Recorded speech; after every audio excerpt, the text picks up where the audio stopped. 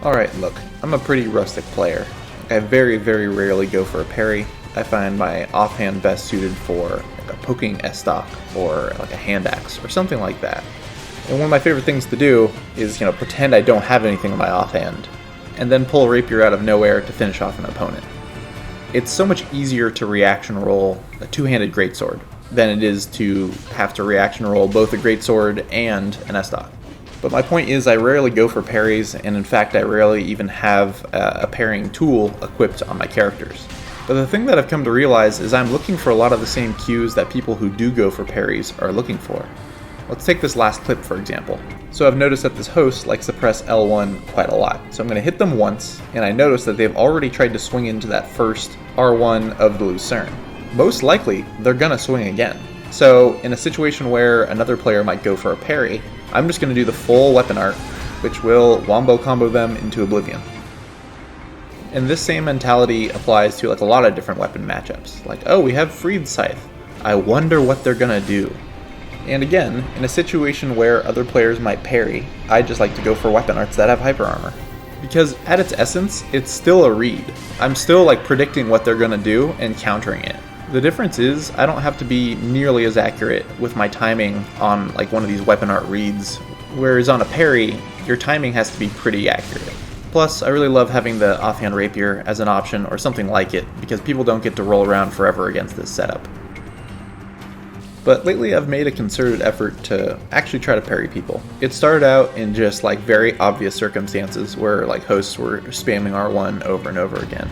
But I've been trying to learn how to parry without being like the parry king, the guy who tries to parry your whip and two-handed ultra greatsword, the guy that we like to mock by spamming parry over their corpse.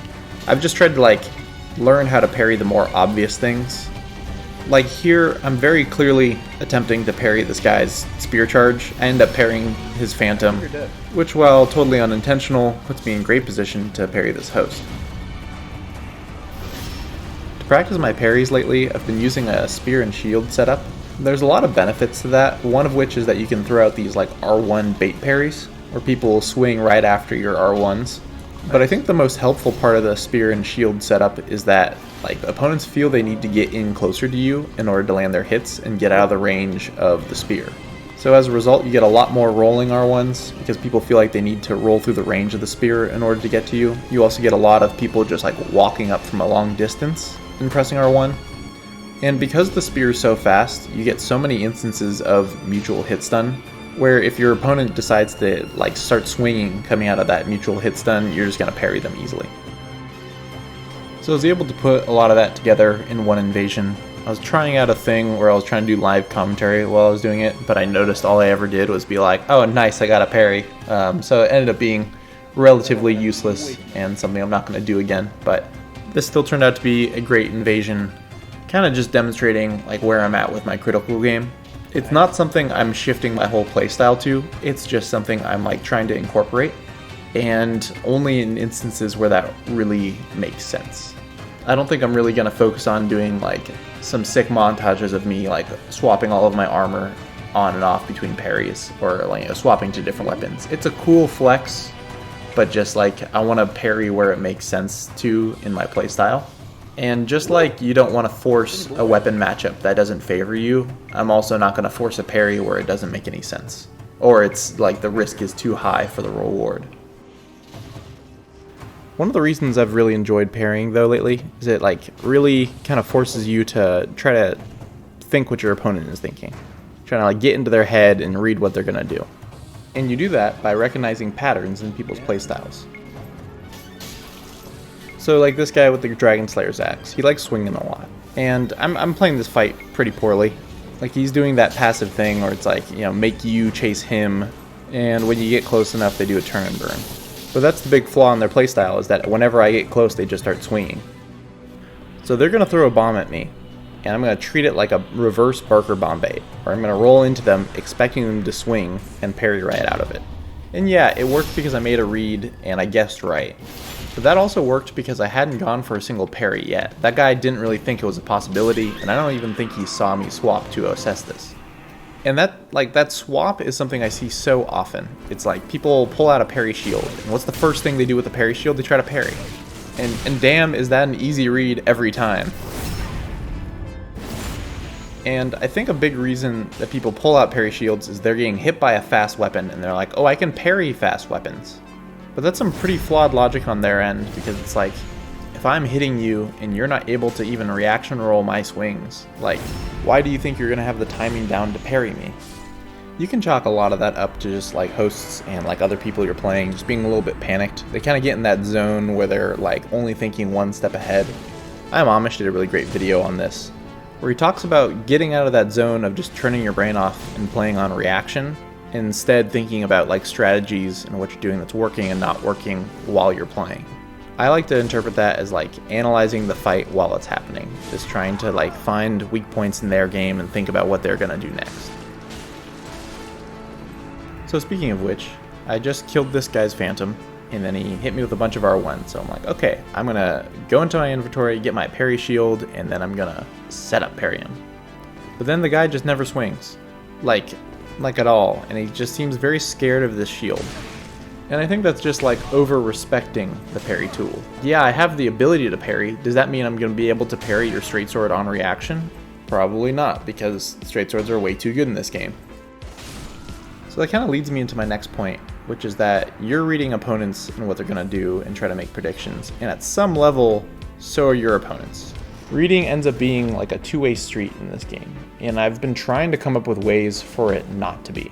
Like, I want to be unpredictable, but I also want to think of ways to like disguise what I'm doing as something else. Speaking of being unpredictable, I take a pretty big gamble right here and swing 4 times, and the only way this gamble works is if I'm kind of low on health.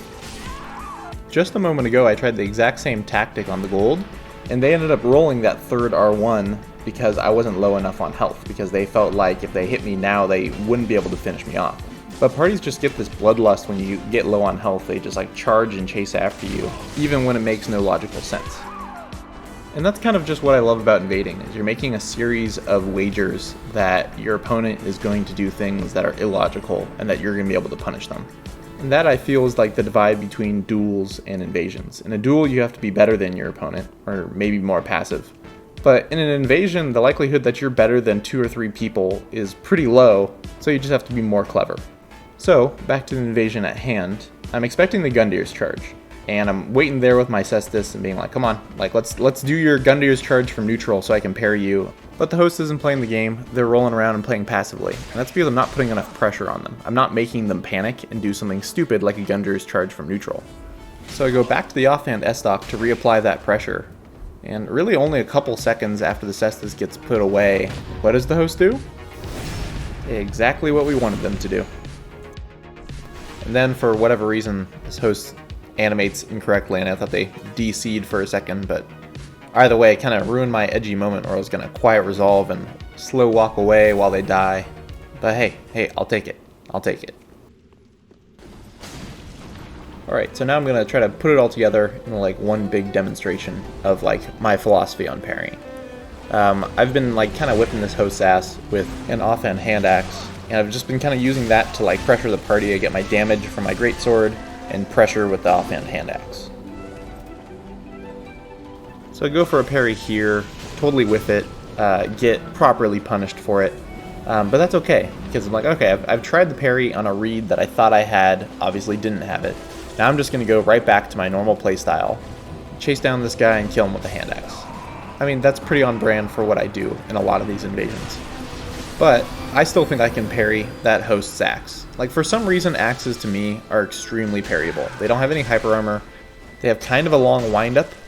It just works for me. So I want that parry, but with that whiffed parry in mind from before, I'm going to want to put pressure on the host to take their mind off the fact that I'm going to try to go for a parry at some point. Alright, let's look at that again. I'm putting the pressure back on the host by using hyper armor, and then quickly swapping to the hand axe, just to kind of show them like, hey, the hand axe is back in the offhand, it's doing damage to you, it's putting a lot of pressure on you. But then I'm going to swap back to the Cestus, and instead of just going for a parry, I'm going to throw out a punch. And the reason for that punch is to try to condition my opponent into thinking they're still under pressure from my offhand tool. So that when we get into mutual hit stun, they're going to try to swing to get that pressure off of them, and they're just going to get parried.